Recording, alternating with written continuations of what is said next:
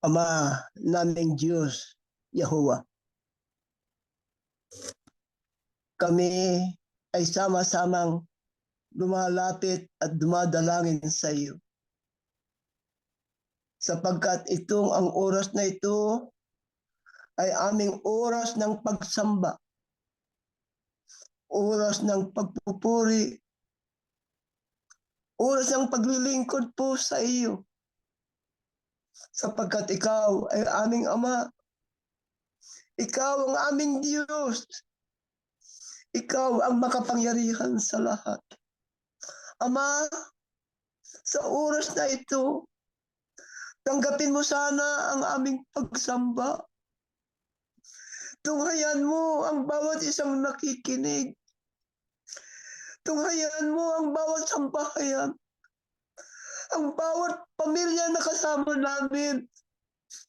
Sana, Ama, tanggapin mo ang aming pagsamba. Tanggapin mo ang aming pagpupuri. Tanggapin mo ang bawat isa sa amin. Ang maraming Diyos, hinihingi namin sa iyo. Bantayan mo ang technology na ginagamit namin. Sana yung hindi mapinsala ang aming pagsamba. Maging mga technical support na kinakasangkapan.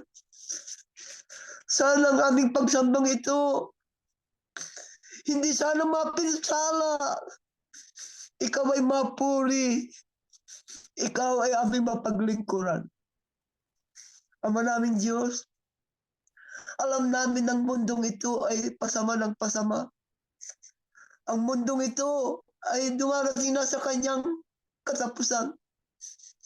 Ang mundong ito ay pahirap ng pahirap. Ang mundong ito ay pagulo ng pagulo.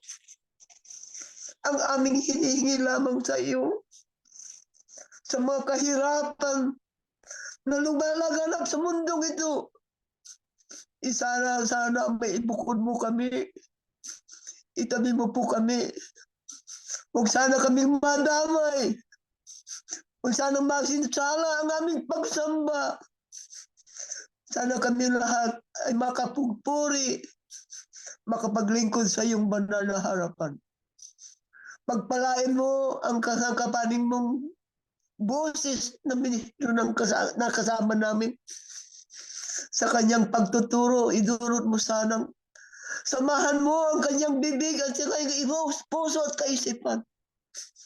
Hindi sa kanyang katatanyag, kundi hindi sa katatanyag ng iyong kapangyarihan.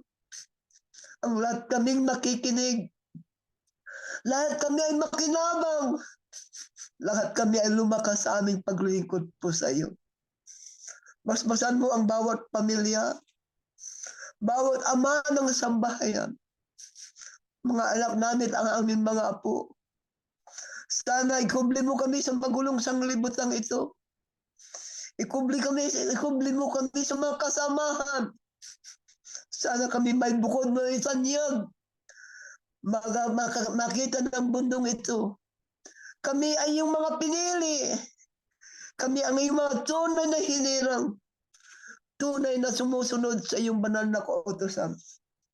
Patawad po sa aming mga nagawang pagkakalasala. Patawad po sa aming nagawang pagkukulang.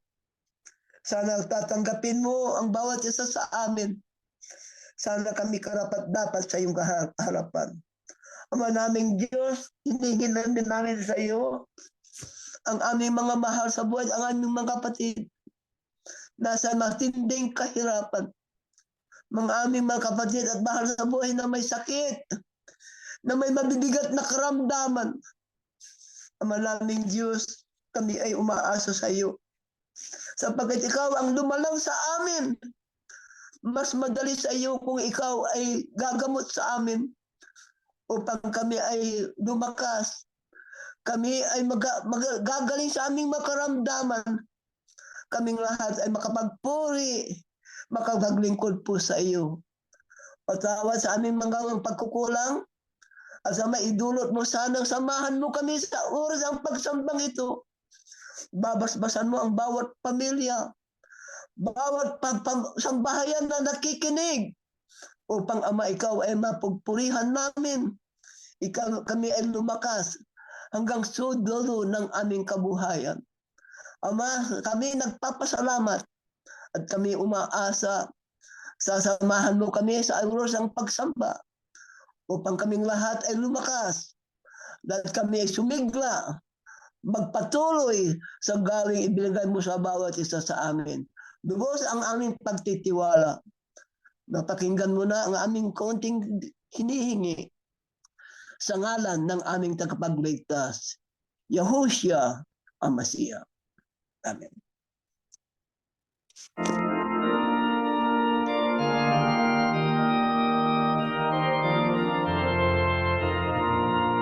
Aral ng ating kaligtasan, unawayan ang dingding. Ihayag na may kagalakan ang mga naiyahuman. Pagsinawin ng pagpupuri sa pag-ibig ng Ama. Iinay kung tunganan niya ang Panginoong Yahushua. At ngayon natin tiyatan ang pangalan ng dakila. Pagkat sa kasalingan upang siya ay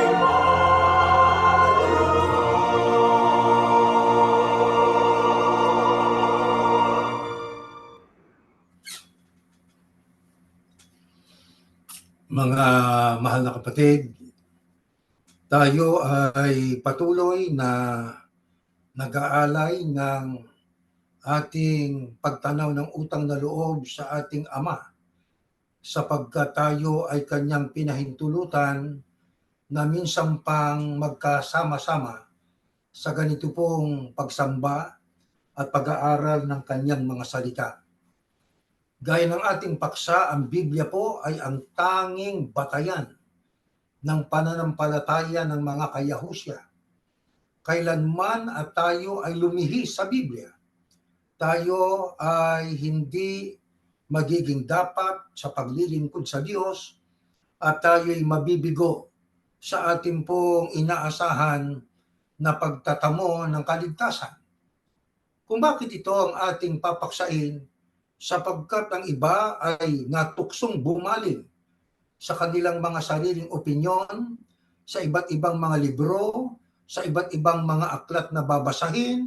Ang mga iba nga ay mga aklat na sinulat lang ng iba't ibang mga manunulat na kung saan nandoon ay mababasa nila ang mga katagang nagbibigay sa kanila ng mga inspirasyon.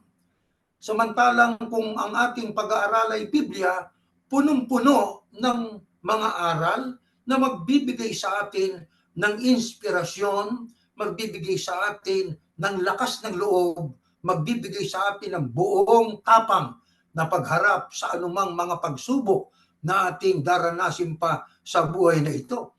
Kaya nga kung tawagin ng Biblia ay Book of all books sapagkat lahat ng karunungan ay nasa Biblia. Kaya mga kapatid, atin pong sasariwain ang kahalagahan ng Biblia at atin pong naway maintindihan lubos ito. Babasa tayo ng iba't ibang mga referensya na ito po ay mahalaga sa ating paksa gaya po ng ating binasa kanina. Ang Biblia ang ating tanging batayan. Alam niyo, ang Biblia ay galing yan sa wikang Greek na koine o koine, kung banggitin o bigkasin ng iba. Ang kanyang spelling ay K-O-I-N-E. Sa bagong tipang Griego, ang tawag diyan ay Biblia, the books. Ito po ay isang koleksyon ng mga relihiyosong teksto o mga kasulatan. 39 na iba't ibang aklat ang bumubuo sa lumang tipan at 27 ang siyang bumubuo naman sa bagong tipan na ang sumatotal na bumubuong libro sa aklat ng Biblia ay 66. Ito po ay itinuturing ng mga iba't ibang relihiyon na sagradong kasulatan katulad halimbawa ng Kristyanismo. Ang Christianity po, ang sabi nga, is an Abrahamic monotheistic religion based on the life and teachings of Yahushua. Ang Kristyanismo ay isang monotheistikong relihiyon na galing kay Abraham. Ano ibig sabihin po ng monotheistiko? A belief that there is only one God. At ito pong Christianity based sa buhay at pangangaral ni Yahushua. Meron namang kung tawagin po ay Judaism. Yan pong relihiyon ng mga Hudyo na ang sabi nga is the oldest Abrahamic religion. Judaism is monotheistic and widely an ethnic religion.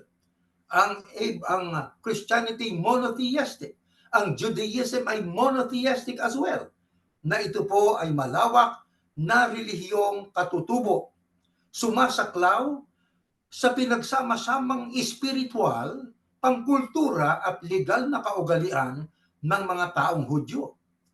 Mayroon naman tayong tinatawag na Samaritanism. Yan ang relihiyon ng mga Samaritan. It is an Abrahamic monotheistic as well, o ethnic religion. Kaya kung paano ang Christianity, Judaism, Samaritanism ay ganun din po. Iisa din ang kanilang Diyos. Ito ay sumasaklaw sa pinagsama-samang espiritual, kultura at legal na mga tradisyon ng mga taong Samaritano. Na ito po ay nagmula sa Ebreo at sa mga Israelita at lumitaw bilang isang natatanging grupo pagkatapos to po na ang kaharian ng Israel ay nasakop ng Assyria.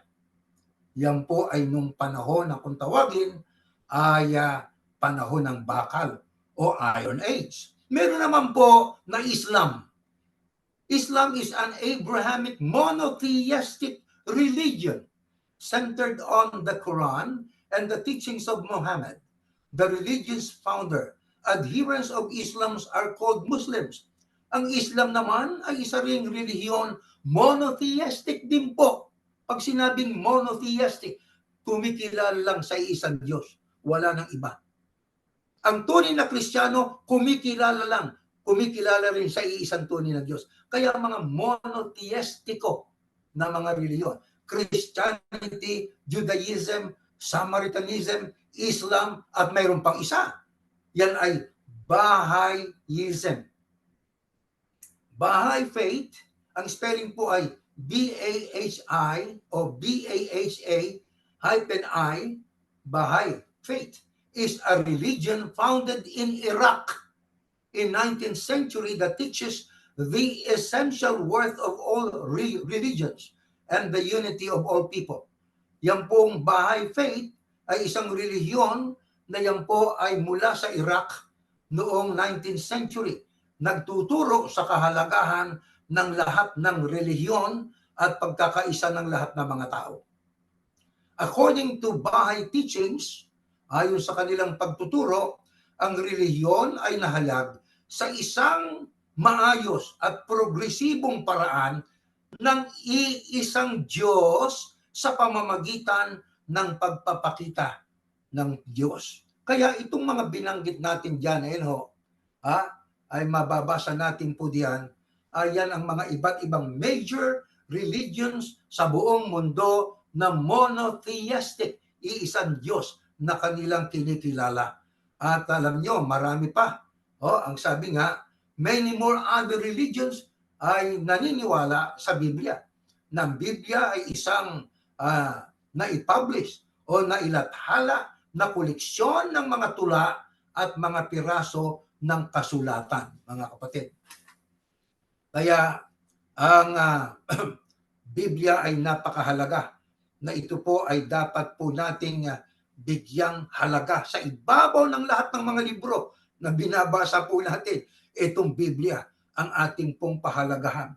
Naglalaman ito ng pagtuturo, mga istorya na pagkukunan natin ng mga aral, mga poetry, propesya, mga hula, at pati na rin ng iba't ibang kategorya, koleksyon ng mga material na tinatanggap ng Biblia na ito po ay mga koleksyon na inspired by God, relatibo sa ating paglilingkod, may kaugnayan para tayo ay maging dapat sa ating Diyos. Ayon po sa Biblia, mga mahal na kapatid. Ano ang kahalagahan ng Biblia? Kaya tayong Yahusyano, ito ang ating saligan sa ating paglilingkod sa Panginoon Diyos. Pakinggan natin, next slide. Ito ho nakasulat. Sa aklat po ng Timoteo sa 3:16, ang lahat ng mga kasulatan na kinasihan ng Diyos ay mapapakinabangan din naman sa pagtuturo, sa pagsansala, sa pagsaway, sa ikatututo na nasa katwiran upang ang tao ng Diyos ay maging sakdal, tinuruang lubos sa lahat ng mga gawang mabuti. Ayon po sa Biblia, ano ang ating pananaw? Tayong sumasampalataya sa Biblia, ayon po sa ating binasa, ang lahat ng mga kasulatan na kinasihan ng Diyos. Kaya itong aklat na ito ay inspired by God. Kinasihan ng Diyos ito. Walang ibang mga aklat na kinasihan ng Diyos. Sige, magpakita kayo ng mga iba't ibang aklat ng karunungan na inspired by God. Wala, malibang po sa Biblia. At sapagkat ito'y kinasihan ng Panginoon Diyos, sa ano natin pakikinabangan ang mga salita ng Diyos sa Biblia, sa pagtuturo. Kaya itong ating ginagamit. Pero sa ating pagtuturo, kailangan po kung ano ang itinuturo ng Biblia, yung po ang ating dapat ipahayag. Paano pa? Sa pagsansala. Sinong dapat nasansalain? Yung nasa mali. Kaya yung nasa mali, pasansala. Ano pa? Sa pagsaway. Kaya ginagamit natin ang Biblia sapagkat ito ang pinaka-epektibong paraan para tayo ay makapagsaway ng may bisa. Ano pang sabi? Sa ikatututo na nasa katwiran. Kaya ang Biblia po ay binubuo ng katwiran ng Panginoon Diyos yan. Para tayo matuto ng kanyang katwiran, mahalagang magbuklat ng Biblia. Huwag lang bastang tagapakinig. Nakikinig tayo, tama, sapagkat sa pakikinig nanggagaling ang pananampalataya. Pero sa ating pakikinig, sabayan natin ang pagbabasa. Bakit? Baka yung pong nagbasa na ating pinakinggan ay iba ang nabasa. At kung siya ay nagpaliwanag, iba naman sa nakasulat. Kaya mahalagang nakinig na, nagbabasa pa. Ano pa sabi ng Biblia? Upang ang tao ng Diyos ay maging sakdal. Sabi ng talata sa Genesis, lalangin natin ang tao ayon sa ating wangis. Ang kausap ng Diyos ay ang mga anghel na espiritu sa kalagayan. Ano ang ibig sabihin ng Panginoon Diyos nang tayo lalangin sa ating wangis? Sa kanyang wangis o sa kanyang quality, hindi sa kanyang anyo, sapagkat ang Diyos ay espiritu at ang espiritu walang anyo na material na katulad ng ating kaanyuan. Kaya sa kasakdalan o kabanalan, ibig ng Diyos, maging kawangis niya ang taong kanyang nilalang. Kaya diyan sa ating binasa, ang sabi, upang ang tao ng Diyos ay maging sakdal, tinuruang lubos sa lahat ng mga gawang mabuti. Ang makatwid ang kasakdalan natin ay nakabatay sa kaalamang nasa Biblia. Ano pa ang dapat nating mapansin? Tinuruang lubos, hindi kulang-kulang. Tinuruang lubos sa lahat ng mga gawang mabuti. Kaya ang sabi sa talata ng Oseas 4:6, ang aking bayan at mamamayan ay mapapahamak dahil sa kakulangan ng kaalaman. Kaya pag hindi tinuruan ng kaalaman, lubos na kaalaman, ang mga miyembro ng relihiyon, mapapahamak. Bakit? Yung mga naituro ng mga nasa kasulat sa Biblia, hindi binasa Kung ano lang yung gustong marinig ng miyembro pabor sa kanila, yun lang ang itinuturo Mali po yun. Yan po isa sa paraan ng desipsyon. Yan ay isa sa paraan ng pagliligaw. Yan po ang kung tawagin po natin ay spiritual abuse. Inaabuso ng mga ngaralang kanyang miyembro. Paano yung pang-aabuso? Ayaw ituro. Yung dapat ituro na nakasulat sa Biblia. kung ano lang gusto niya, yun ang gusto niyang ituro. Kaya ano mangyayari doon sa mga tagapakinig? Abused. Ano magiging tawag sa kanilang iglesia? Toxic church. Magiging toxic. Nakakalason na relihiyon. Bakit? Kulang-kulang yung turo Di ba? Ang sabi ng Biblia, tinuro ang lubos sa lahat ng mga gawang mabuti. Alam nyo, Biblia, nang sulatin ito, perfecto ito. Pero sa ating panahon, ang daming salin, maraming versions, maraming mga translations. Pero ang original na Biblia ng sulatin, manuscript, ano ginawa ng Diyos? Nagkamali ba ang sumulat? Basahin natin, next slide. Ito ho nakasulat. Ito si Juan, nang siya'y nasa pulo ng Patmos. Dito po sa aklat ng Apokalipsis, at pagkaugong ng 7 kulog, ay isusulat ko sana. Akmang isulat na ni Juan ang tunog ng 7 kulog, pero ang sabi, narinig ko ang isang tinig na mula sa langit na nagsasabi, tatakan mo ang mga bagay na sinalita ng 7 kulog at huwag mong isulat. Noong panahong ginamit ng Diyos ang mga taong pinili niya upang isulat ang mga salita niya, sila ba'y pinatnubay ng Diyos? Katunayan sila ay ang Biblia inspired by God? Opo. Itong si Juan nasa Patmos, lahat ng kanyang marinig dapat isulat. Tumunog yung kulog. Akma na sana niyang isulat. Pero kumot yun ay hindi mahalaga, nakarinig siya ng tinig mula sa langit na nagsasabi, tatakan mo ang mga bagay na sinalita ng 7 kulog at huwag mong isulat. Kaya nung panahong isulat ang Biblia, talagang ito po ay tamang-tama. Walang mali kahit konti. Di ba? Bakit? Nagbabantay ang Panginoon Diyos Di ba? Bakit? Kung tayo ng mga magulang nung maliliit pa yung ating mga anak, pagka nag-aaral, binabantayan natin, nandun tayo gumagabay Di ba? Para kung sila ay nagkamali, itutuwid natin. O kaya para maiwasan nilang magkamali, lalo ang Panginoon Diyos. Bakit? Ang salita niyang ipinasusulat. Tao ang ginagamit na kasangkapan na pwede magkamali. Kaya ano ginawa ng Diyos? Binantayan ng Panginoon Diyos. Di ba? Kaya tayo bilang mga Yahusyano, nagpipili tayo na ang ating magiging pananalita, ang ating mga pagkilos, ang ating magiging pamumuhay, ang ating pakikitungo sa ating kapwa-tao ay mabatay sa kung ano ang nakasulat sa banal na kasulatan. Kaya ang ating po na dapat na maging panghawakan ay ang Diyos, si Yahuwah. Huwag po sa tao, huwag sa mga ngaral, kundi sa Diyos. At kung mayroon man tayong tao na dapat nating buong-buo na pagpapasakupan, ay walang iba kundi si Yahushua na nagturo ng tunay na aral. Tingnan ninyo ang aral niya na may kaugnayan sa buhay na walang hanggan. Dito po sa Juan, next slide, ganito po nakasulat. Ayan, sa Juan 17, 17 at 3. Pakinggan po natin ito, mga mahal na kapatid. Pakabanilin mo sila sa katotohanan. Ang salita mo'y katotohanan. At itong buhay na walang hanggan, na ikaw ay makilala nila na iisang Diyos na tunay. At siyang iyong isinugo sa makatwidbagay si Yahushua Kristo. Ang mga bagay na ito ay sinalita ni Yahushua. At sa pagtingala ng kanyang mga mata sa langit ay sinabi niya, Ama, dumating ng oras, luwalhatiin mo ang iyong anak upang ikaw ay luwalhati ng anak.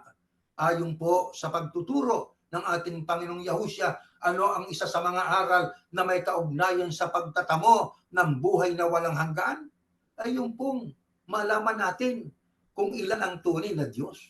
Kaya doon sa ating mga binasa kanina, na mga major religions sa buong mundo, ilan lang yon, di ba? Christianity, yan pong Judaism, Bahaism, Samaritanism, at Islam, monotheistic sila.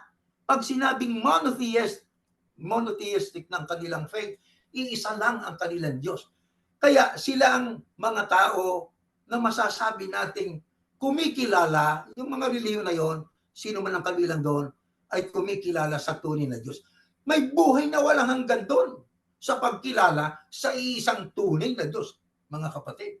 Sabi ng iba, sa amin ho marami. O di kasama ang Diyos nyo. Abay, wag. Wag sobra. Huwag kang hihigit sa isang Diyos. Kailangan, isang Diyos lang ang pagkilala natin.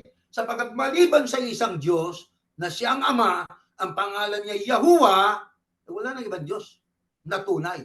Diyos-Diyusan yun, mga kapatid. Ngayon, paano ho nabuo ang isang aklat? Na binubuo ng maraming mga aklat ito. Paano nabuo sa iisa? Basahin natin ito. Next slide. Sa ating aklat ng referensya, sa Wikipedia po, the Free Encyclopedia.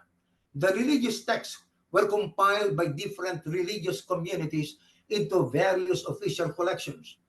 Kaya mga sulat po na may kaugnayan sa religion, yan po ay pinagsama-sama ng iba't ibang mga komunidad na mga reliyoso at kanilang kinumpile, kinulek. The earliest contained the first 5 books of the Bible.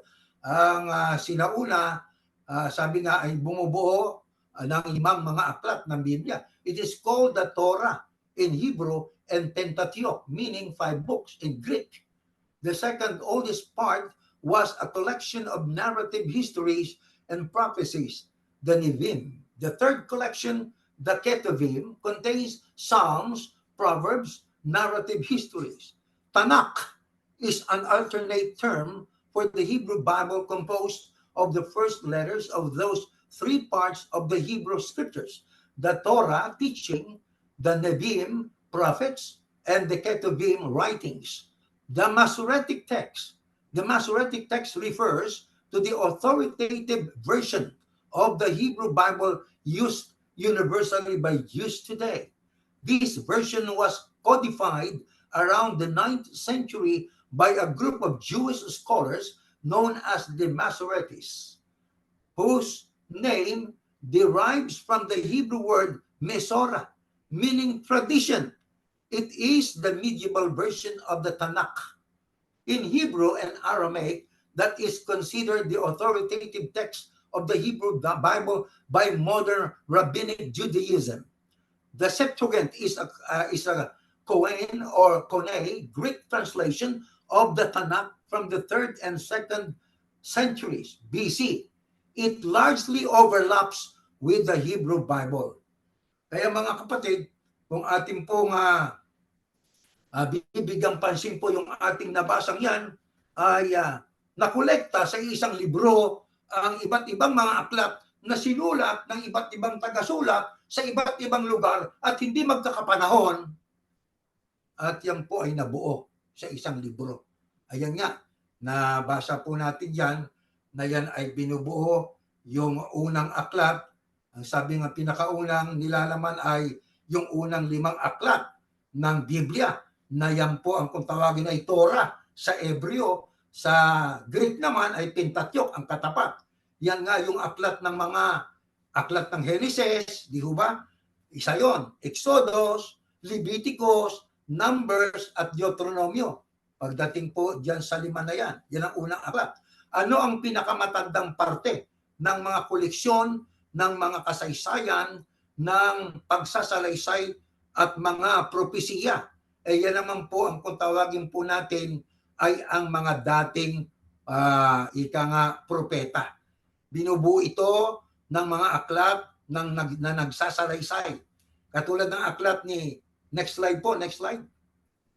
Joshua, yan, ay Joshua, Judges, Samuel, at saka yung una't ikalawang hari. Samantalang ang mga kasalukuyang propeta naman ay binubuo na ni Propeta Isaias, ayun, nakasulat po dyan, Isaiah, at yun nga, Jeremiah, Ezekiel, at saka yung 12 minor prophets. Ang pangatlong koleksyon, ang tawag dyan ay Ketuvim, di ba? Kasi yung pangalawang koleksyon ay Nevi'im. Yung pangatlo naman, yan na po ang Ketuvim, na yan po ay nahahati sa 4 na bahagi. Poetical books, di ba? Libro na parang pampoem, di ba? Parang patula. Na yan ay ang Psalms, Proverbs, at saka Job o Job. Yan ang mga awit, kawikaan at aklat ni Job. the Megillot or scrolls, Song of Solomon, Ruth, Lamentations of Jeremiah, Ecclesiastes, and Esther. Yan namang prophecy na isa sa aklat ng dibisyon nitong Ketuvim ay yung aklat ni Daniel. Binubuo halos siya ng prophecies. Di ba? Kaya pagdating sa prophecy, maraming mga ministro at pastor at ibang mga ngaral nagre-refer doon sa aklat na ni Daniel sapagkat maraming mga hula po ron eh. At saka yung aklat ng kasaysayan naman, aklat ni Ezra, Nehemias, unang ikalawang kronika. Binanggit din po yung Tanakh, T-A-N-A-K-H, is an alternate term for the Hebrew Bible composed of the first letters of those three parts of the Hebrew Scriptures. Pag sinabing alternate term, kahaliling termino sa Ebreong Biblia na binubuo ito ng mga letra na tatlong bahagi sa wikang Ebreo, yung Torah, teachings, Nebem, prophets, Ketuvim, writings. Di ho ba? Ang sabi nga, the Masoretic text refers to the authoritative version of the Hebrew Bible used universally by use today. Kaya ginagamit ngayon sa panahon natin ng mga nasa Israel, mga Jewish people, yan pong Masoretic text, mga kapatid. Mahalagang malaman din po natin ito, karagdagang kaalaman, na yan po ay codified around 9th century by a group of Jewish scholars known as the Masoretes, whose name derives from the Hebrew word Mesorah, meaning tradition. Tandaan po natin, mga mahal na kapatid, ang sabi, ang salita ng Diyos ay katotohanan. Saan nakasulat? Sa Biblia. Tanong, ano ibig sabihin ng salitang katotohanan? Next slide. Ganito pong ating mababasa sa Oxford Languages Dictionary. Ito nakasulat, the noun, truth is a noun. The quality or state of being true. Ang kalidad o estado sa pagiging totoo. Ang sabi nga sa example, he had to accept the truth of her accusation. Second meaning, that which is true or in accordance with the fact or reality. Kaya nga totoo eh. Bakit? Sapagkat umaakma o tumutugma sa realidad. Halimbawa, sinabi ko ngayon po ay alas 10:39 dito sa Jacksonville. Pag tinignan nyo ang inyong relo ay tama ang sinabi ko. Yan ang isa sa halimbawa ng truth. Pag sinabi ko na ngayon po'y gabi, araw naman, hindi ho truth yun. Ano yun? Kasinungalingan po yun. Di ho ba? Mahalaga yung salitang truth eh. Sapagkat meron pong mga tao nang akala nila sila'y nasa truth na akala lang. Kailangan po matiyak na tayo nasa totoo. Huwag nating ipalagay na tayo nasa totoo. Tiyakin natin. Kaya katulad ng mga Biryano, di ho ba? Ang mga Biryano ay talagang gustong-gustong makinig kay Apostol Pablo. Pero sa kanilang pakikinig ay kanila pong kinounter-check.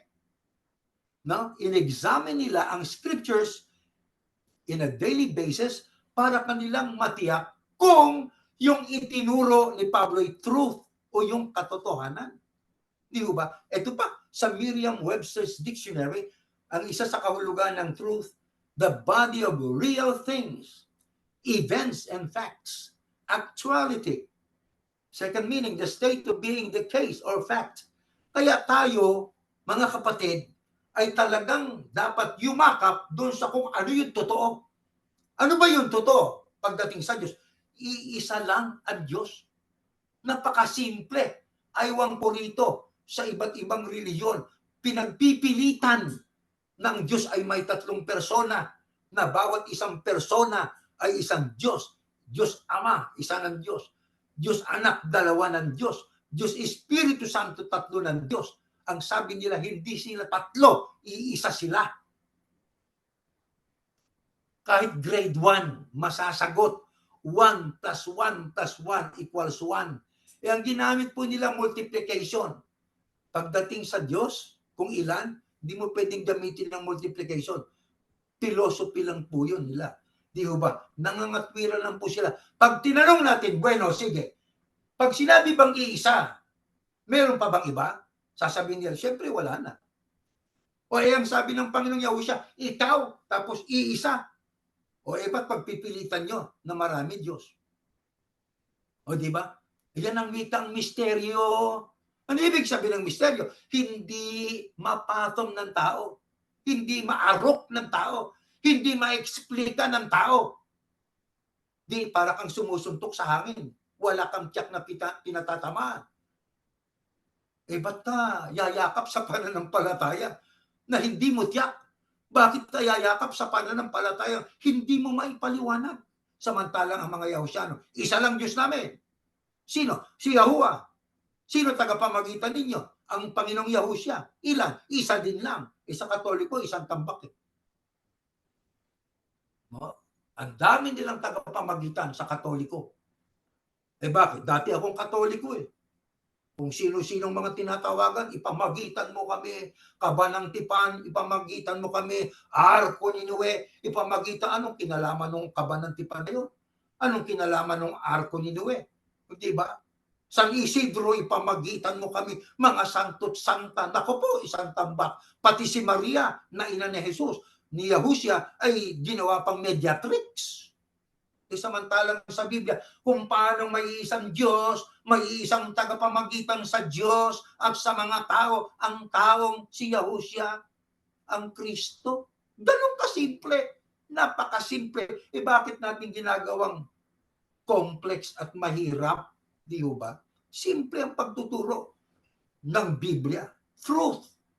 Di ba? Kaya mga kapatid, hanggat ngayon, kung ikay kumikilala sa Diyos na sobra sa isa at hindi si Yahuwah, kailangan magsuri pa ang tao. Ngayon, puntahan natin ang science, mga kapatid. May true science, meron naman pong science na hindi true. Ang science na true, yung pong ayon sa Biblia. Pero yung science na hindi true, yung kumukontra sa Biblia. Di ba, mga kapatid? Ngayon, ating alamin. Ano ang pahayag ng ibang mga researcher tungkol sa science o sa agham? Let us read this. Next slide po. Ito po nakasulat. Sa theconversation.com, in science, effectively all ideas are just theories. Sa siyensa po, sa agham, ang lahat ng ideya o iniisip ng tao ay teorya lang. Pag sinabing teorya po, ay hindi pa facts, di ba? Theories lang. Scientists often use concepts from the philosophy of science to make some semantic distinctions between laws, theories, hypotheses, and the like. Kaya ang ibang mga scientifico ay malimit na gumagamit ng konsepto mula sa filosofiya ng agham para magbigay ng iba't ibang natatanging kahulugan ng salita, katulad ng laws, theories, hypotheses, and the like. So when a scientist talks about a law of nature, he or she is referring only to a standard observation given some strict parameters, not an absolute requirement. At yan po ay atin po sa ibang salita, ang mga scientifico po, pag nagsalita tungkol sa batas ng ating kalikasan, siya ay tumutukoy lamang sa pamantayang masid. Yung inobserbahan lang. Na binigyan lang ng ilang mahigpit na mga parametro, pero hindi isang ganap na kailangan. Ibig sabihin, hindi ganap na katotohanan nyo. Ang sabi pa niya, a basic principle in science is that any law, theory, or otherwise can be disproven if new facts or evidence are presented.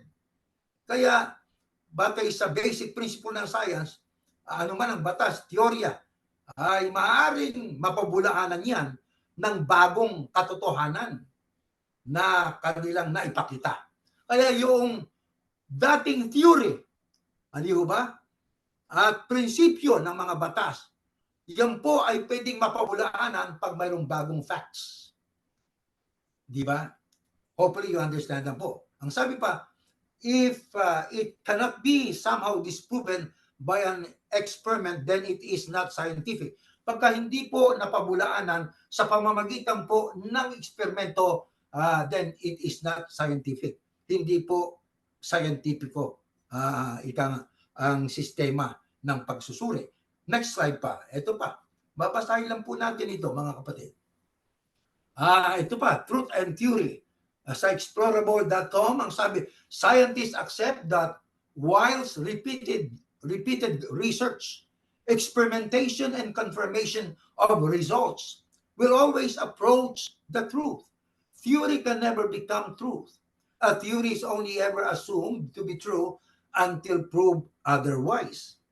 Kaya, mga kapatid, diyan sa ating binasa ay maliwanag na ang theory is only ever assumed to be true until proved otherwise.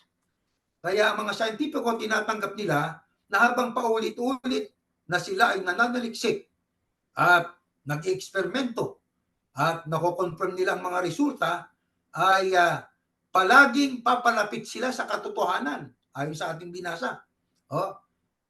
Ang isang teorya ay hindi magiging katotohanan hanggat hindi po nangyari.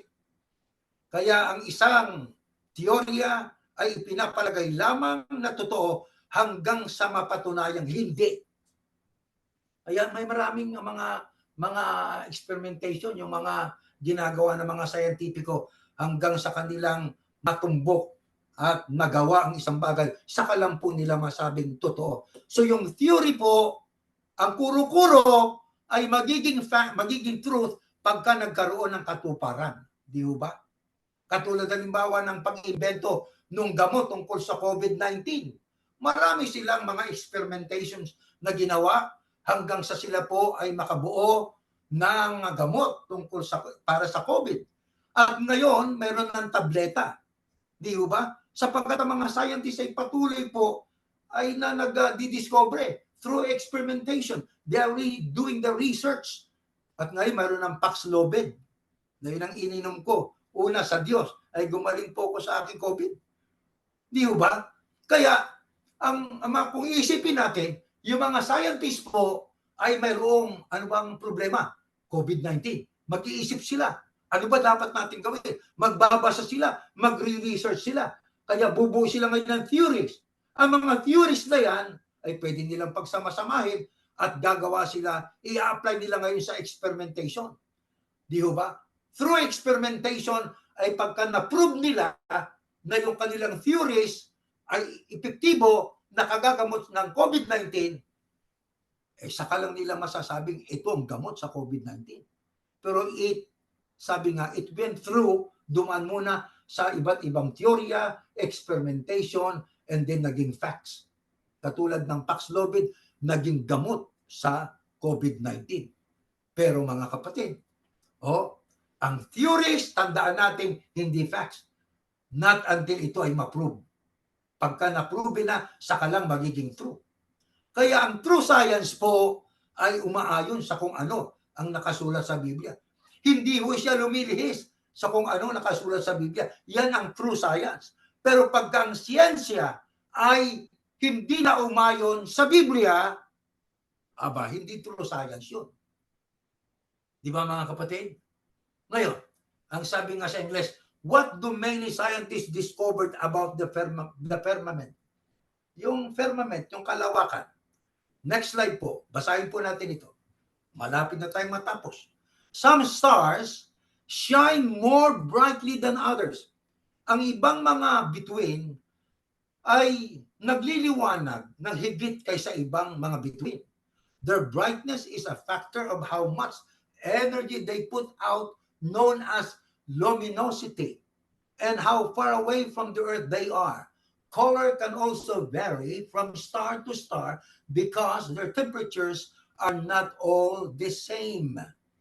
Diyan po ay mababasa natin ng ibang mga bituin ay mas maliwanag kumpara sa ibang mga bituin.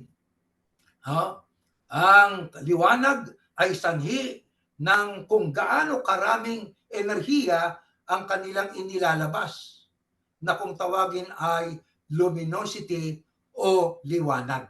Di ba? At depende rin yan kung gaano kalayo ang isang bituin sa mundo. Di ba? At ang kulay ng mga bituin ay nagkakaiba-iba batay sa temperatura na kanilang kinalalagyan. Kung malapit ang bituin sa mundo sa atin, mas bright. Pag malayo, hindi bright yun masyado kumpara sa malapit. Simple lang po yun. Di ba? The closer, it is brighter. The farther, hindi siya masyadong bright. Pero nakikita natin kumikinang-kinang din. Kaya mga kapatid, ayon po sa banal na kasulatan, yan pong ating nabasa sa National Geographic na yan, yan po kaya ay facts.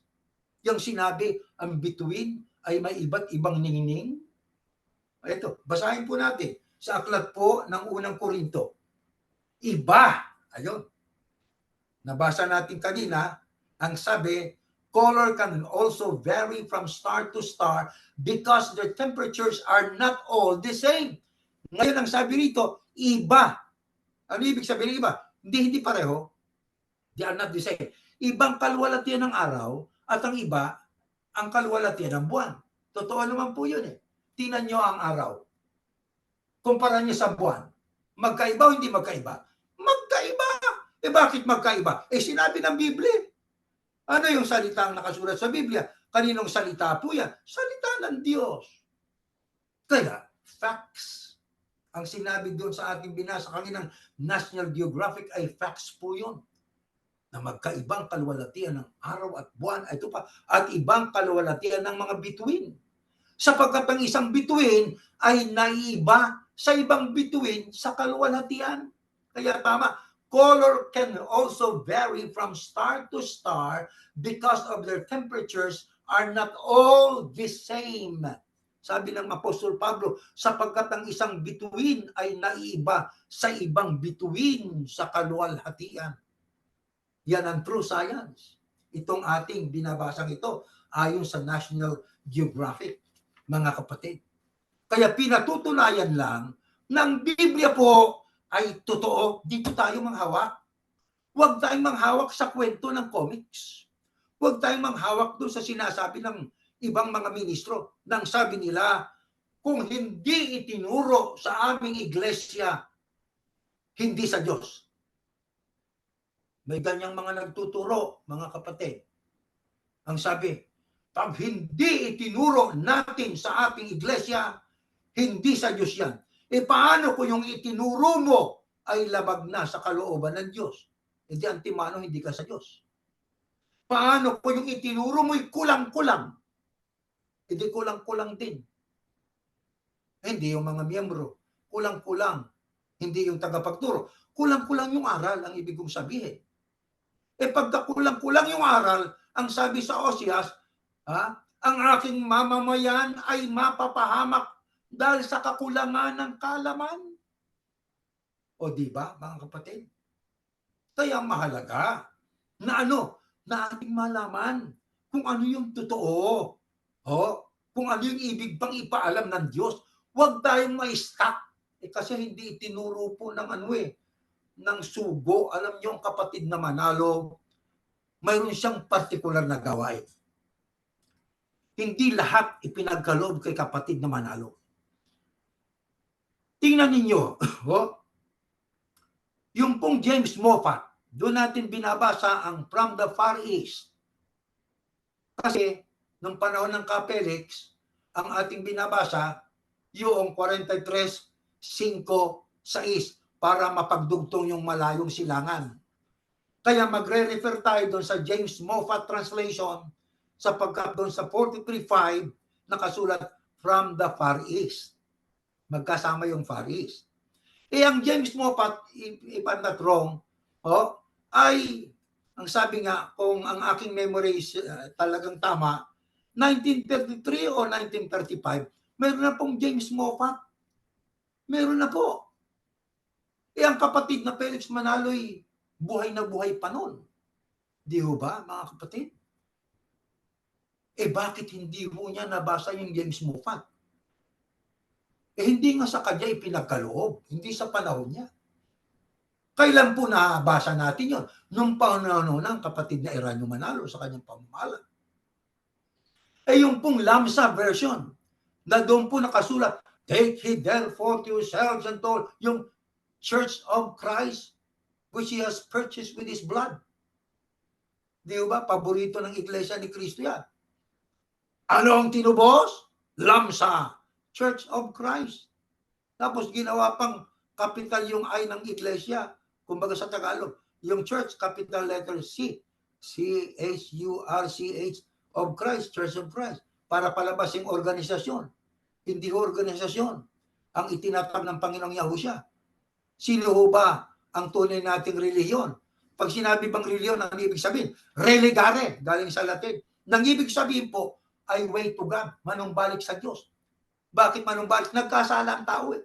Sino lamang ang way to God? Sabi ni Yahushua, I am the only way, the truth, and the life. No one cometh to the Father except through me. I am the only way. Kaya the only way to God, ang religion papunta sa Diyos, ay si Yahushua. Siya ang daan. Siya ang only way. Kaya siya ang ating religion. Si Yahushua. Organisasyon ba siya? Hindi. Movement ang itinatag ng Panginoong Yahushua. Kaya ang sabi doon sa taong mayaman, lahat ng utos ni Moises, tinupad mo na. Huwag kang papatay, huwag kang mangangalunya, huwag kang magnanakaw. Tinupad ko na po lahat ng yan, Panginoon, mula sa pagkabata ko. O bueno, sige, ibenta mo ang mga ari-ari mo, ibigay mo sa mga mahirap, saka ka bumalik at sumunod sa akin. Hindi niya sinabing, saka ka bumalik, saka ka magpatala. Hindi, saka ka bumalik, sumunod. Hindi followers siya. Kilusan, movement ang itinatag ng ating Panginoong Yahushua, Hamasiyak, mga mahal na kapatid. Di ba? Pag movement, mayroon pong naglilid. Sino ang ating leader? Ang Panginoong Yahushua. Bakit siya lang ating tamang sundan? Sapagkat pag sumunod ka sa leader ng Iglesia ni Cristo o leader ng Katoliko, Protestante, mga tao, ang tao pwede maging corrupt. Di ba? Pwedeng maging kurap ang tao. Pwedeng ang leader ng reliyon masilaw sa kwarta o pananalapi ng kanyang reliyon hanggang sa mapakialaman niya ang abuli ng mga miyembro niya, magamit niya sa kanyang pansarili. Pero pag ang ating sinunod ay si Yahushua, taong perpekto, taong banal, taong hindi tayo ililigaw. Yan ang Iglesia ni Yahushua, mga kapatid. Di ba? Kaya itong ating ginagawang pag-aaral ay ating isinasalig ang ating pananampalataya sa Biblia po. Huwag sa salita ng tao lang. Alam niyo, may ibang mga tao ngayon, lalo ngayong panahon ito, pinadalhan ko noong nakasulat, Isaiah 24, na doon nakasulat sa silangan, sa malayong silangan, sa mga pulo ng dagat, sa mga wakas ng lupa, mayroong pagtataksil. Alam niyo, tinanggihan niya. Ang sabi, Kaerning, sa pamamahala pa rin po ako. Ako, natupad yung hulang yan sa inyo. Huwag kayo magagalit. Kaya ako pinadala para mapukaw ng dami ninyo. Bakit? Hindi babasahin yan ng mga ministro nila. Hindi ho nila babasahin yan. Yung Isaiah 24, 15-16. Bakit? Sa kanila natupad ang pagtataksil sa Diyos ng Israel. Hindi na ang Diyos ng Israel na si Yahuwah ang kanilang inalaya ng awit, kundi sila'y bumuo ng awit para doon sa kanilang leader. Pinipraise nilang leader na. Ano yan? Idolatry. Nakita nyo? Kaya tayo sa Biblia talaga eh. Tanong, sagot, kung meron man tayong binabasa mga referensya para lang magiging suporta sa ating po na ginagawa na pag-aaral. Pero ang ating pong ultimate na batayan, Biblia. Mga kapatid, hindi yung salita lang ng kung sino-sinong tao. At sabi pa, next slide, ito pa ho, nakasulat. Ano ang nadiscover, mga kapatid? Ano ang mga nadiscover nitong mga scientifico na ito? Bago pa, ang totoo, nakasulat na sa Biblia yan. Bago pa na nadiscover yan. Ito, an atom consists of a central nucleus that is surrounded by one or more negatively charged electrons. The nucleus is positively charged and contains one or more relatively heavy particles known as protons and neutrons. Atoms are the basic building blocks of matter. Mga kapatid, yan po sa ating binasa na yan, mga mahal na kapatid, ang atom po, pinakamaliit na butil ng isang elemento o sangkap. Yeah? Na alam naman natin na binubuo po yan, surrounded by more negatively charged electrons. Magre-research pa kayo pagka tinignan yung ibig sabihin po ng protons at saka neutrons na yan. Atoms are the basic building blocks of matter. Kung ating ililiwat sa Tagalog po yan po ay sabi nga ay bloke ng gusali ay ang atom. Sabi ko nga pagka letra po letra natin yan ay iniliwat natin. Kaya ang pagtuklas ng mga pangunahing elemento na materya na tinatawag na atom, yung tungkol po sa atoms. Yan ang ating dapat nabigyan ng pansin dyan sa ating binasang referensya na yan. Ang tanong natin, mga kapatid, bago po natuklasan ng mga tao na scientifico ang tungkol sa atoms, alam nyo, nakasulat na sa Biblia yan. Pero furthermore, basahin po natin muna ito. Ano bang ibig sabihin ng matter? Sapagkat binabasa natin matter. Even you are made of matter. Yung you, ako, kayo, tayo. We are made of matter. Tayo matter po tayo. Matter is anything that takes up space and has mass. Tayo ay nag-uukupa tayo meron tayong mass at meron tayong inuukupa na space. We are matter. Kaya ang sabi, even you, human being, we are matter. All matter is made by tiny particles called atoms. Kaya tayo pala ay maraming atoms sa ating katawan.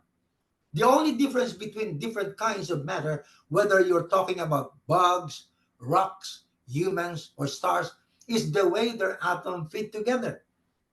Kaya yan po sa ating binasa, ang bagay ay atom po yan. Anumang bagay na kumukuha ng espasyo at mga masa at matter po yan. All matter is made by maliliit na yamo o particles called atom. Ang only difference between different kinds of matter ay yung tungkol sa mga katulad ng insekto, di ba? O kaya ay katulad ng bato, katulad ng mga tao bituin. Ang pagkakaiba lang ay yung paraan ng pagkakatugma ng kanilang mga atoms. Ibang nilalang, ibang atoms. May atoms din yun. Matter kasi yun eh. Ang rocks matter din sapagkat it occupies space and mass. Stars, human being, atom tayo. Pero ang diferensya lang sa atom, sa bugs, stars, rocks at human, depende po. Depende sa lalang o sa nilalang ng Diyos. Tao, iba atoms yan. Sa hayop, maging sa stars, maging sa bato, mga kapatid. Ngayon ang tanong, yan bang atoms na nasa matter? Tayo ay may atoms. Ang atoms ba nakikita ng ating mata? Sabi nga, ang atoms ba ay macroscopic? Pag sinabing macroscopic, nakikita ng ating naked eyes. Pero pagka hindi nakikita ng ating mata, microscopic. Di ba? Tanong, balikan natin. Can atoms be seen by the naked eye? University of North Dakota, ito nakasulat. Referensya. Ayan. No. You can see an atom the way we're used to seeing things. Hindi natin makikita ang atom katulad ng ating nakikita na sa ibang mga bagay. That is using our eyes' ability to perceive light. An atom is simply too small to deflect visible light waves. Napakaliit para magbigay ng liwanag, di ba? Para makita natin. Which means it won't show up under even the most powerful light-focusing microscopes, Onsel said. Kahit yung pinaka-powerful light-focusing microscope, hindi ho natin makikita ang atom, mga kapatid. So yan po ay tama. Alam niyo bakit tama? Nasa Biblia kasi. Pero una sa lahat, ano ibig sabihin ng microscope? Alam na po natin yan. An optical instrument used for viewing very small objects such as mineral samples or animal or plant cells, typically magnified several hundred times. Isipin yung microscope, natatandaan ko noon, nung kami po'y nag-aaral pa sa biochemistry noon, sapagkat tayo nag-aaral ng pre-medicine, hindi naman sa pagkaano, mayroon pong microscope kami. Mayroong specimen na inilalagay doon sa class at amin pong minamagnify sa pamamagitan po ng eye lens doon na magpipip through ka doon sa microscope. Hanggang sa i-adjust mo yung low at saka yung fine adjustment hanggang sa makita mo ang specimen po, microscope. Pagka walang microscope, hindi mo makikita po yun. Ang atom, kahit gamitan pa ng powerful light focusing microscope, hindi pa rin natin makikita. Tanong, nasa Biblia ba yan? Bago pa ma-discover ng mga scientist na yung atom ay hindi makikita, nasa Biblia ba yan? Na ang sabi nga, what did Apostle Paul write? About things that we see made of. Ito, sa Hebreo, nakasulat ito. Next slide po. Ito ang ating mababasa. Sa pananampalataya, ay natatalastas natin ang sanglibutan ay natatag sa pamamagitan ng salita ng Diyos. Ito pa sinin natin. Sangayon ba kayo doon? Mga kapatid, ng sanglibutan nilikha sa magitan ng salita ng Diyos. Salita, magkaroon ng liwanag, magkaroon ng liwanag. Magkaroon ng bundok, nagkaroon ng bundok. Magkaroon ng dagat, magkaroon ng dagat. Magkaroon ng ibon, magkaroon ng ibon. Salita lang. Ito, pansinin natin ang kasunod ng mga pangungusap. Ano pat ang nakikita ay hindi ginawa sa mga bagay na nakikita. Yan ang pansinin natin. Ang sabi nga sa English, so that what is seen was not made out of things which are visible. Mga kapatid, anong ibig sabihin po niya? Ano pat ang nakikita ay hindi ginawa sa mga bagay na nakikita. Kung ano man ang nakikita natin ngayon, hindi ginawa po yon sa mga bagay na nakikita din natin. Ano ba yung nakikita natin? Matter. Ano yung hindi natin nakikita? Atom. Kaya ano ang bumubuo sa mga bagay na nakikita? Hindi yung kapang nakikita, kundi yung hindi nakikita. Ano nga ba ang hindi nakikita? Yung atom. Sino nagkaloob ng atom sa katawan ng tao at sa ibang mga nilikha ng Diyos? Ang Diyos. Di ho ba? Yung atom na yun ang bumubuo sa matter. Kaya tama itong ating binasa na research ng mga scientists. Ang atom hindi makikita. Sabi ng Biblia, hindi ginawa sa mga bagay. Ang sabi, ano pat ang nakikita ay hindi ginawa sa mga bagay na nakikita. Kaya mga kapatid, ang Biblia talaga totoo. Kaya huwag tayong maniniwala sa sabi-sabi. Huwag tayong maniniwala sa kung kanino mang tao. Kasi ang aming nagsalita po kasi yung aming leader Totoo lahat. Anak ko, mali po yun, mga kapatid. O pagka-leader nyo, maging kami katulad ngayon nag-aaral tayo, siyasatin nyo, nadudupilas kami. Natural lang siguro yun, tao tayo, di ba? At sabi nga, ang lahat ng tao ay subject na magkamit ng pagkakamali. Kaya tayo, ang sabi ng Biblia kanina, pagtutuwid sa ikatututo, kaya tayo ay patuwid sa kung ano nakasulat sa Biblia. Nagkamali, di tayo ay humingi ng pasensya, ituwid natin.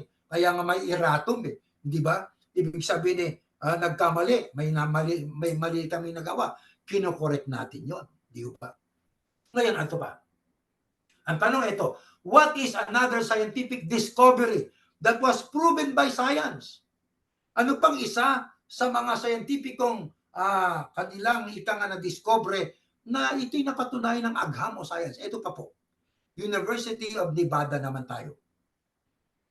Though the shape of the earth had been settled for over 2 millennia, a scientist by the name of Leon Foucault designed an experiment in 1851 using a very long pendulum that showed both that the earth is round and that it rotates. If you place the pendulum at the North Pole, the direction of its swing changes with respect to the ground and completes a full circle each day. Placing the same pendulum on the equator yields no change at all in the direction of the swing. These facts and the behavior of the pendulum when it is placed anywhere else agree with Foucault's prediction. Yan po ay batay po sa ating binasa. Tuloy pa natin, yan sa ating ginamit na referensya. Next slide po. Ito pa. Ayan. The state of affairs started to change about 2,500 years ago during the Iron Age, especially with the Greeks. There are two primary reasons that the Greeks knew the earth was round. Lunar eclipses. First, they saw that during a lunar eclipse, the shadow of the earth always had a round profile, may round na hugis. This happened regardless of the time of night that the eclipse occurred, the season, or the direction that the shadow crept across the moon's surface. The only object that cast a circular shadow, no matter how much shine a light across it, is of its sphere. Any other shape that would not be able to cast a round shadow under this variety of circumstances. Star patterns. The second observation is how the pattern of stars changes as you move north and south.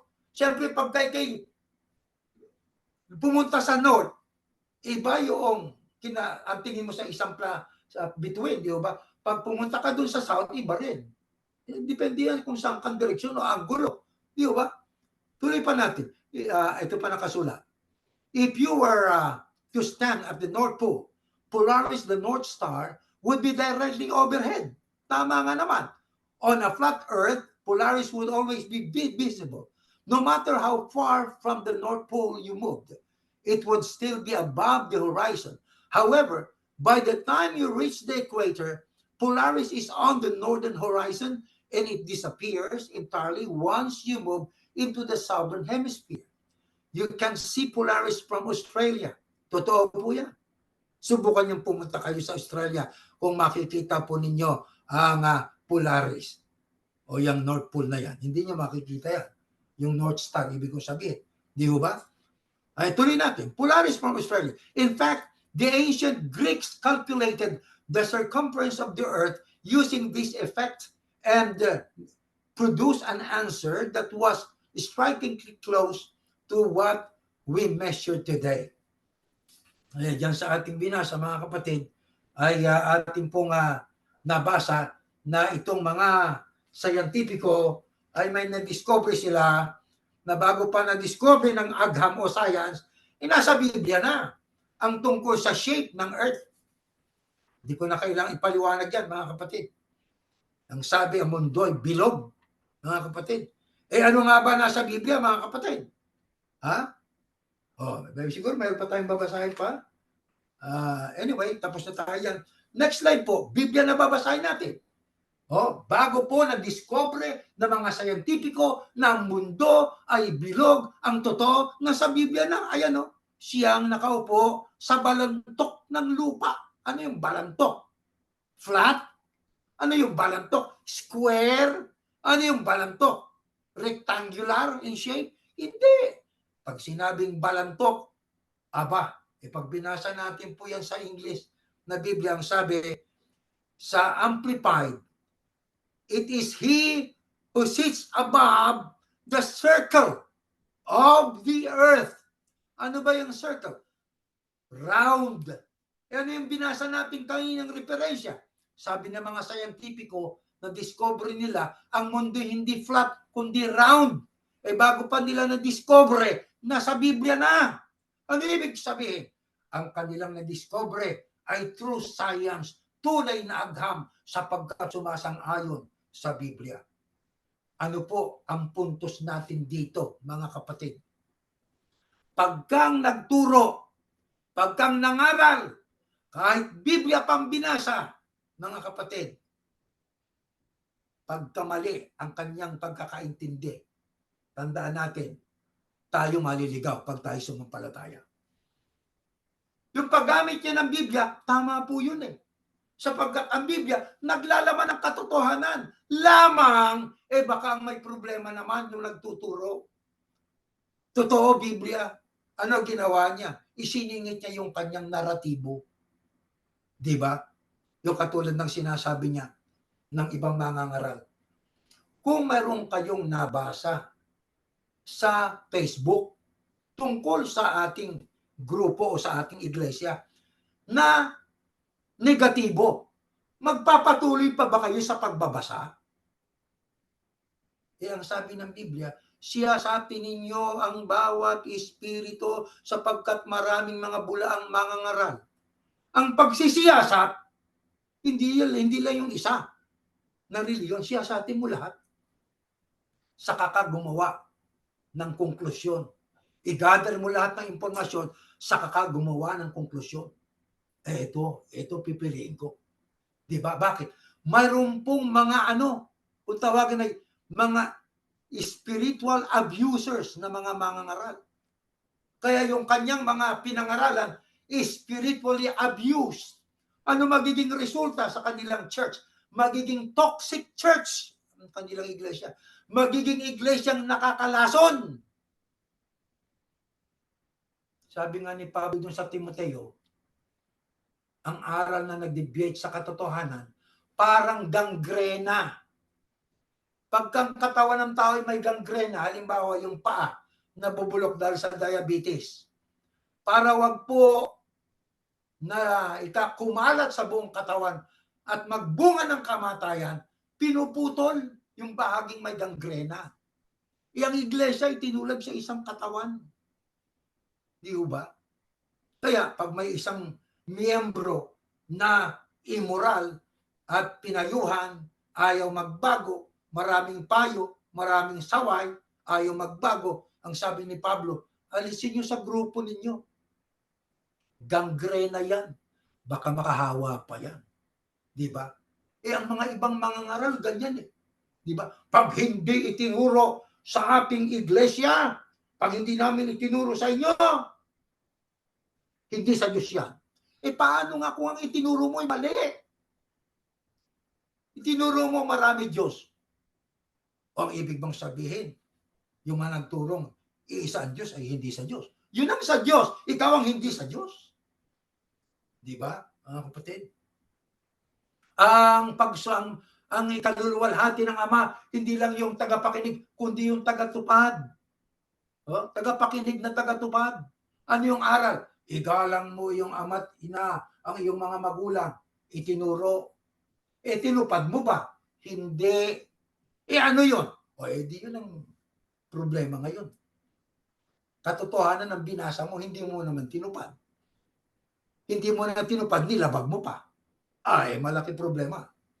Kaya pagdating po sa Biblia, gaano ka-strict ang Diyos? Basahin natin, next slide. Aklat ng Deuteronomy. Ito, mga kapatid, pasensya na kayo. Mababa leksyon natin.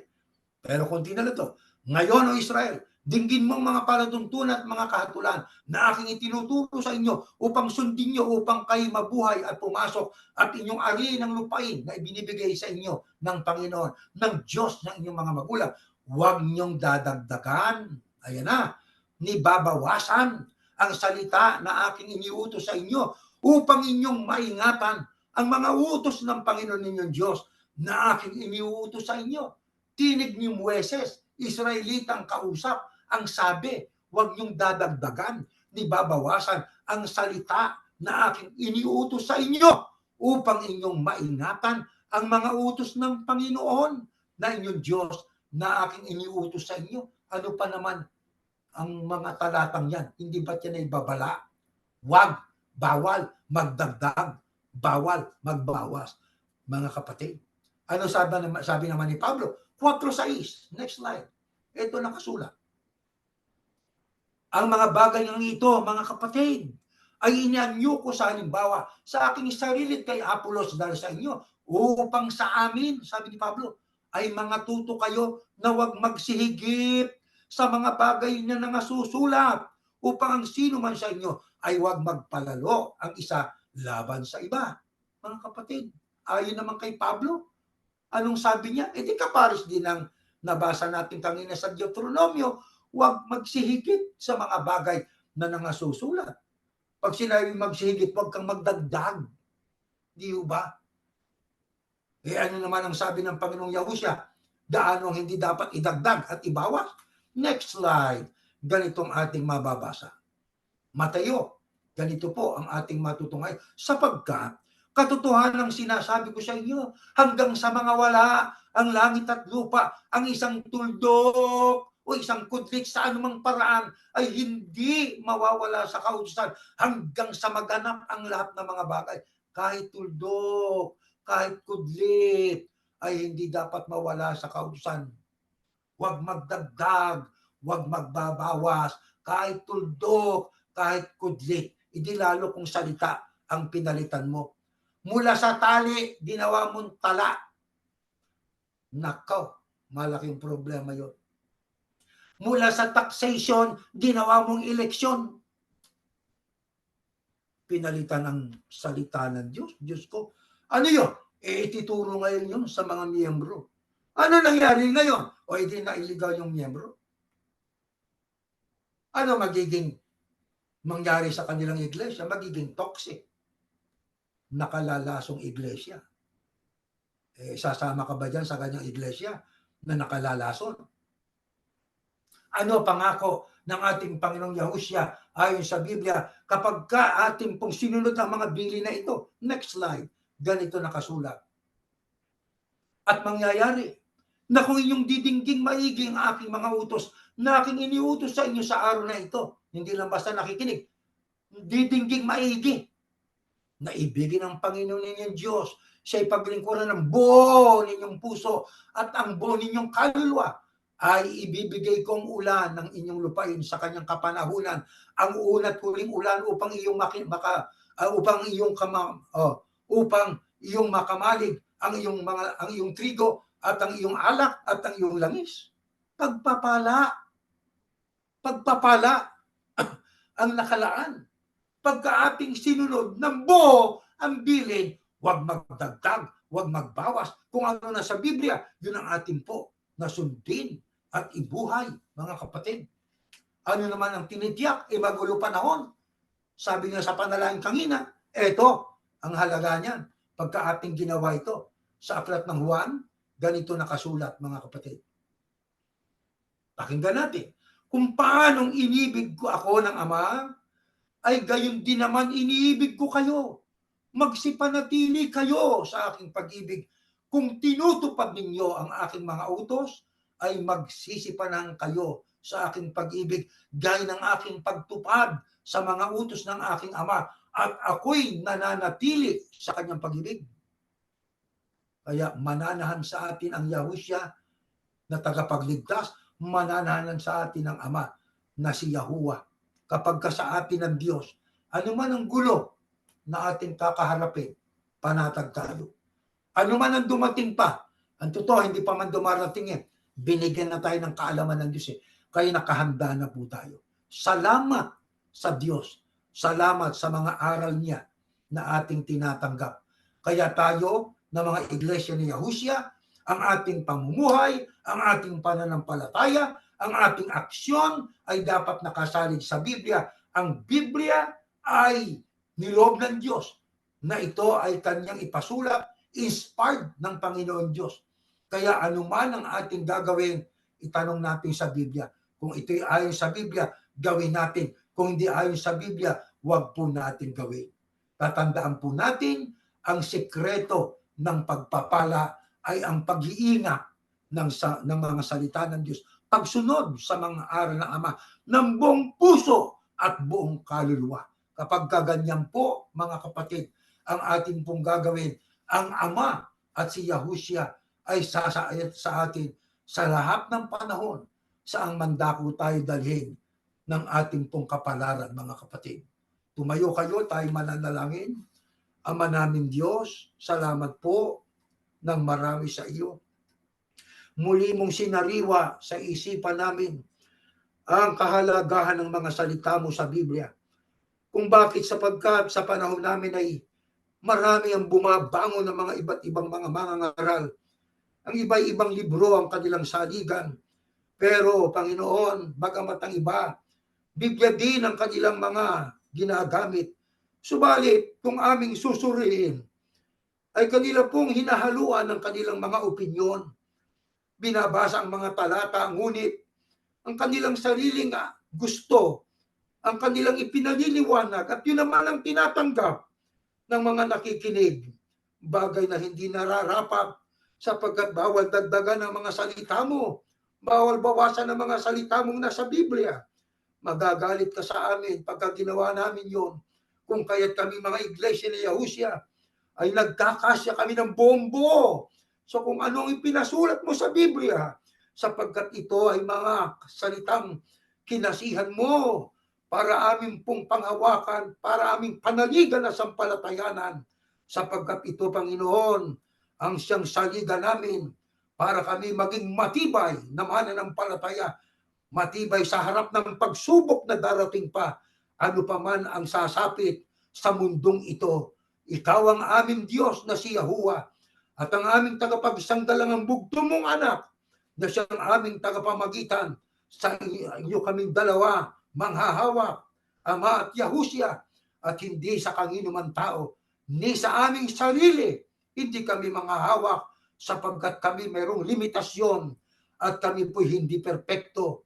Aman Diyos, sumasampalataya kami, kaawaan mo rin ang aming mga mahal sa buhay, na sana'y sila man ay matuto na magsuri hanggat may pagkakataon pa upang balang araw gaya namin, sumilang sa amin ang liwanag na iyong katotohanan, naway gayon din sa kanila. Umaasa kami, pinakinggan mo na kami, pinalakas mo na kami, tinanggap mo rin ang aming ginawang pag-aabuloy sa pangalan po ng iyong anak, ang Panginoong Yahusya na aming tagapagligtas. Amen.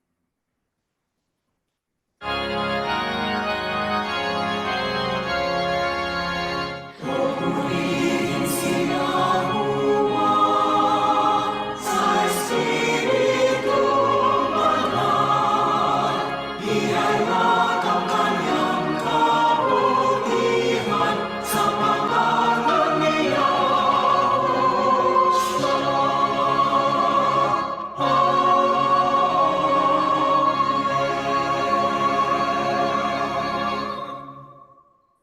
Ang biyayang pagliligtas ng ating Panginoong Yahusya, ang pag-ibig ng Diyos na si Yahuwah, at ang patuloy na pagkilakip ng Espiritu Santo, siya nawang sumaating lahat, ngayon at magpakailanman. Amen. Mga kapatid, meron tayong mga tagubilin. Ipanalangin natin ang lahat ng sangkatauhan, leader ng mga bansa, leader ng mga relihiyon, lahat ng tao po. At saka share natin ang ating pananampalataya, pati worship service natin via Zoom 403-356-689, at pati yung ating Bible study tuwing Webes. Hanggang dyan at tayo natatapos.